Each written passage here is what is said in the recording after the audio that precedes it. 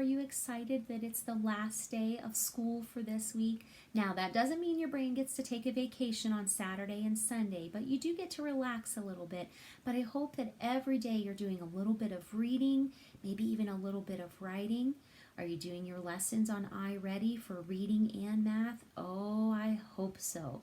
I hope you're doing your best in school. Even though we're not in our school building, you're still learning and being the best first grader you can be, because pretty soon you guys are going to be second graders. Oh, I'm going to miss you so much. You'll have to make sure you come see me in the hallway when you're over on the second grade side, okay? All right. How'd you do on your spelling words this week? This is our last day to practice. If you're up for the challenge, have the adult who's living with you give you a little spelling test like Mrs. Hoffman does. See how many of the words you can spell absolutely correctly without looking. You've been practicing them all week long.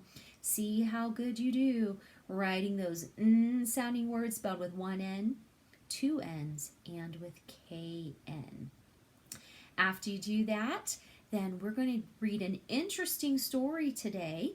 So go ahead and practice your spelling words right now or a little bit later. And go ahead and find your reader, our Grace reader.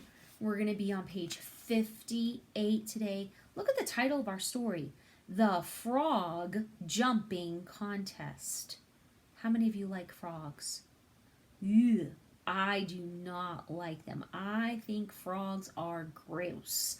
I think they're icky just like snakes. Now, some of you may say, Mrs. Hoffman, I love frogs. They're so cool. I like holding them and petting them. I wish I had a pet frog. Not me. You can have all the frogs. I will take none of them. I just don't like frogs. But frogs are pretty interesting animals. Remember, they are, here's a big word, amphibians. That means they're animals that can survive. They can live both on the land and in the water. Are we amphibians?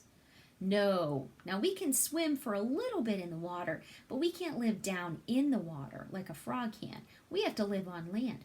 But frogs are made pretty neat that they can survive both on land and in water. And you know what frogs are good for? Known for? Being really good jumpers. I mean, just check out the legs on that frog. Don't you imagine that they would be really good jumpers with legs that size? Are you a good jumper? Do you think you have to have long legs to be a good jumper? Mrs. Hoffman has short legs, so Mrs. Hoffman is not a good jumper, but some of you might be good jumpers. You might want to go outside after you get done doing your work today and see what a good jumper you are. How high can you jump? Maybe put a mark up somewhere and see if you can touch it as high as you can go. How far can you jump? Maybe you can go out with your sidewalk chalk and draw a line and see if you can jump to that line or even further. Well, today we're going to be reading about the frog jumping contest. Have any of you ever entered a frog jumping contest? Maybe you've been in a different kind of contest, like a singing contest, or maybe a reading contest or something. I've never been in a frog jumping contest. I wonder who's going to have the best frog.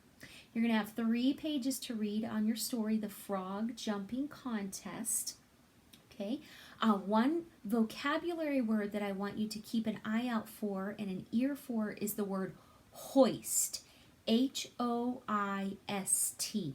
And hoist means to lift something up or to raise something up. So be thinking and looking for what is something that gets raised up or lifted up in our story today. When you finish reading the Frog Jumping Contest, either by yourself, hopefully you're able to do that even more day by day as you practice getting to be a better reader. When you finish reading it by yourself or with help from an adult, that's okay. Then you're going to take your kitty cat book and you're going to look on page 20.2 in our kitty cat book, 20.2. And again, you only have 3 questions today, not 4. Let's look at your 3 questions for the frog jumping contest. What are the names of Grace and Ken's frogs? Number 2, what happened to Hopper at the start of the race? Ooh, I wonder who Hopper is. Think he's a person or do you think he's a frog? And then question 3, which which frog wins the race? Ooh, somebody's going to win. I wonder who it is. I wonder how many frogs are in the race. I want to remind you, first graders, as you're writing the answers to these questions, make sure you're, number one, using your neatest and best handwriting. We always want to use our neatest and best handwriting, no matter what we're writing. Be sure that you write a complete sentence, that you begin each sentence with a capital letter, and that you end it with a punctuation mark. When you finish reading your story and answering the questions the best that you can, then come on back and we're going to do a little review on pronouns. All right, last week we took a look at pronouns, and remember, pronouns take the place of a noun. Now, we talked right at the beginning of the year, and we've been talking all year about what a noun is. Say it with me. A noun names a person, place, or thing. So a person, place, or thing is a noun. Pronouns are little words that we can use in place of a noun. And here are some common pronouns that you and I use all the time, and we probably don't even think about it. We use the pronoun I when we're talking about ourselves. The pronoun you when we're talking about someone else. He, remember, is a pronoun that we use for boys. She is a pronoun that we use for girls. It is a pronoun that we use for other things that aren't either boys or girls, like a book or a bicycle or a desk. We also use the pronoun we when we're talking about ourselves and another person, kind of a group. We are going to the store. It's not just me, it's not just you, it's us together. And then we also have another pronoun we use, they, when we're talking about a group of other people. They are being very noisy. We're not talking about ourselves. We're not included in that group. It's a different group from ourselves. So these are some common pronouns that we use. Say them with me. I, you, he, she, it, we, they. And remember, pronouns take the place of a noun. So we're going to review our pronouns by taking our Kitty Cat workbook page.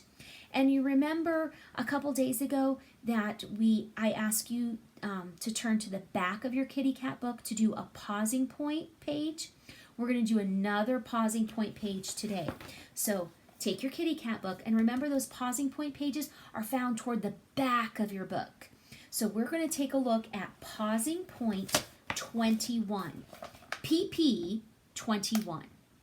Okay, and when you find PP 21, you don't have a lot of writing to do on this page. You're basically just going to be writing one word for each sentence. Let's look at number 1, which they've done for you, but just so you see how to do it.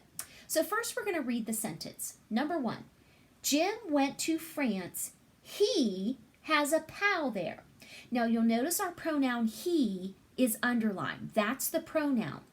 What we're going to write in the blank is, what word does our pronoun, what noun does it take the place of? Who is he in our sentence? Who is the he talking about?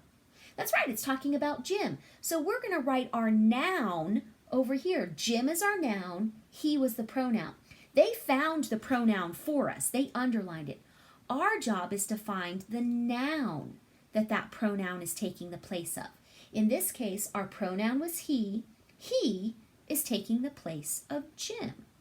And so you're going to go through the remainder of your sentences, 2, 3, 4, 5, 6, and 7. Read the sentence, look for the pronoun, and then decide what noun that pronoun is taking the place of. All right, enjoy your frog jumping contest. Enjoy your pronoun work. I hope you have a great rest of your Friday and a lovely weekend. I miss all of you so much. I hope you're doing well, and I hope that we'll be able to see one another soon. Love and miss ya. See ya, guys.